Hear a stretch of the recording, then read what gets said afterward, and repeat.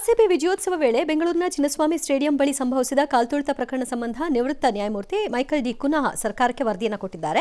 ವರದಿಯಲ್ಲಿ ಕೆಲವೊಂದು ಶಿಫಾರಸನ್ನು ಮಾಡಿದ್ದಾರೆ. ಅಧಿಕಾರಿಗಳ ವಿರುದ್ಧ ಪ್ರಾಸಿಕ್ಯೂಷನ್ಗೆ ಶಿಫಾರಸು ಮಾಡಿರುವ ಸಮಿತಿ ಹೆಚ್ಚುವರಿ ತನಿಖೆಗೂ ಕೂಡ ಸಲಹೆ ಕೊಟ್ಟಿದೆ. ಘಟನೆಗೆ ಪೊಲೀಸರ ವೈಫಲ್ಯವೂ ಇದೆ. ಜೊತೆಗೆ ಕಾರ್ಯಕ್ರಮದ ಆಯೋಜಕರು ಕಾರಣಕರ್ತರು ಅಂತ ವರದಿಯಲ್ಲಿ ಹೇಳಲಾಗಿದೆ. ವರದಿ ಸ್ವೀಕರಿಸಿರುವಂತಹ ಸಿಎಂ ಕ್ಯಾಬಿನೆಟ್ನಲ್ಲಿ ಚರ್ಚಿಸಿ ನಂತರ ಕ್ರಮ ತೆಗೆದುಕೊಳ್ತೀವಿ ಅಂತ ಹೇಳಿದ್ದಾರೆ.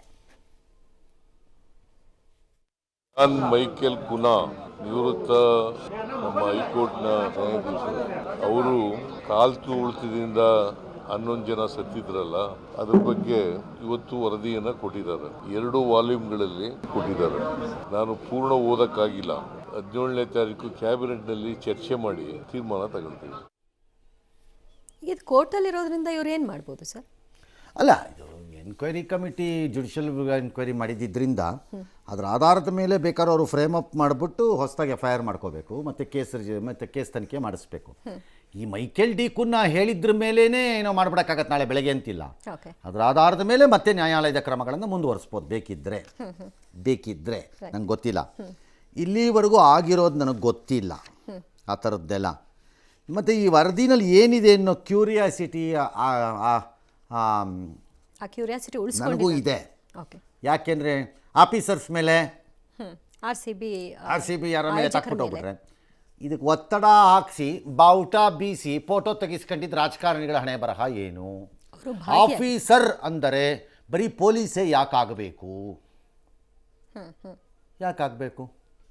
ಬ್ಯಾರಿಕೇಡನ್ನು ಹಾಕೋದು ಪೊಲೀಸ್ ಅಲ್ಲ, ಕಾರ್ಪೊರೇಷನ್ ಆಫೀಸರ್ಗಳು ಬ್ಯಾರಿಕೇಡ್ ಹಾಕ್ಬೇಕಪ್ಪ. ವಿಧಾನಸೌಧದ ಹತ್ರ DPRನವ್ರು ಹಾಕಬೇಕಿತ್ತು, ಅಥವಾ ಎಲ್ಲೋ KC ಹತ್ರ ಯಾರೋ ಒಬ್ರು ಹಾಕಬೇಕಿತ್ತು. ಯಾರು ಹಾಕಬೇಕು?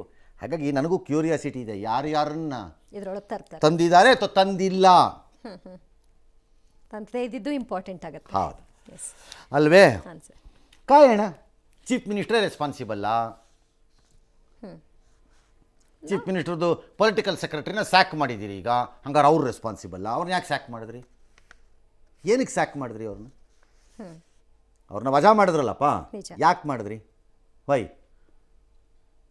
ಹಂಗಾರೆ ಅವ್ರದ್ದೇನು ಪಾತ್ರ? ಆವಾಗ ಅವ್ರದ್ದೇನಾದ್ರು ಪಾತ್ರ ಇದ್ರೆ ಆ ಪಾತ್ರವನ್ನು ಒಪ್ಪಿದ ಚೀಫ್ ಸೆಕ್ರೆಟರಿ ರೆಸ್ಪಾನ್ಸಿಬಲ್ಲ, ಅಥವಾ DPR ಸೆಕ್ರೆಟರಿ ರೆಸ್ಪಾನ್ಸಿಬಲ್ಲ.